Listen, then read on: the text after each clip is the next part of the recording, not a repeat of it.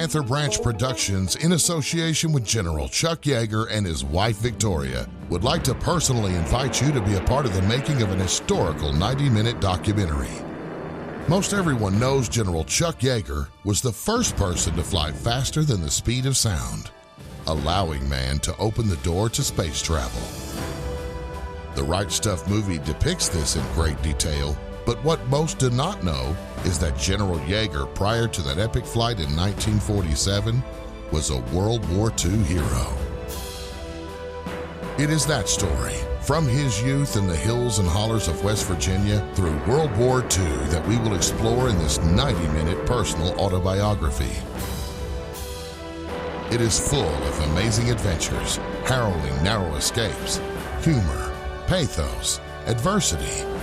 From General Yeager almost missing a chance at becoming a P-51 fighter pilot to being shot down over France, working with the Maquis, carrying a wounded airman over the Pyrenees, fighting his way up the chain of command to General Eisenhower to get back on combat. And on October 12, 1944, he became an ace in a day, taking out 5 more German Me-109s and later one of the first German Me-262 jet fighters. You will meet some of the French underground who saved General Yeager's life. Visit the places where he was hidden in France, where his plane crashed, one of the bridges he helped blow up, striking a huge blow to the Nazis. This and much more as the general, in his own words, tells his personal story. That I called 190 coming in, and it shot me down, and he in turn shot the 190 down. And my airplane caught on fire, and that's when I bailed out. And then when I bailed out in the woods, in the forest, the Germans were everywhere. Then the French underground took me under control and took care of me.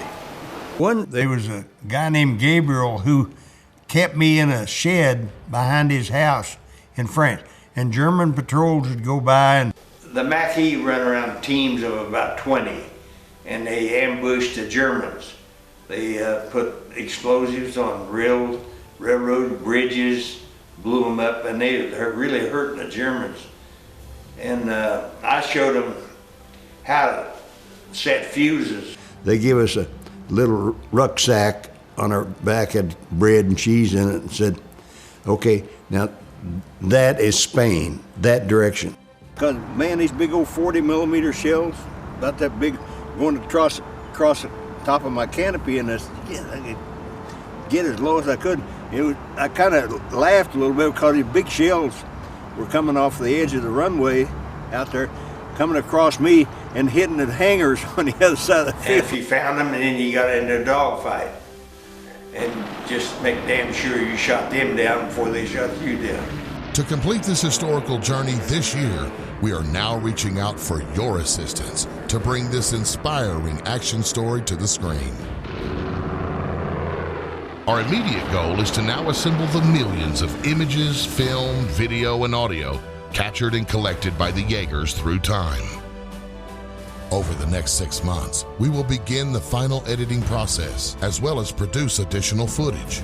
We plan to utilize actors to enhance the timeline to visually create key historical moments in this, the Yeager File, 1923 to 1945. Join us in the production of this amazing story of courage, honor, and General Yeager's personal dedication to his country. War in Europe ends May 8, 1945. Japan formally surrenders September 2, 1945.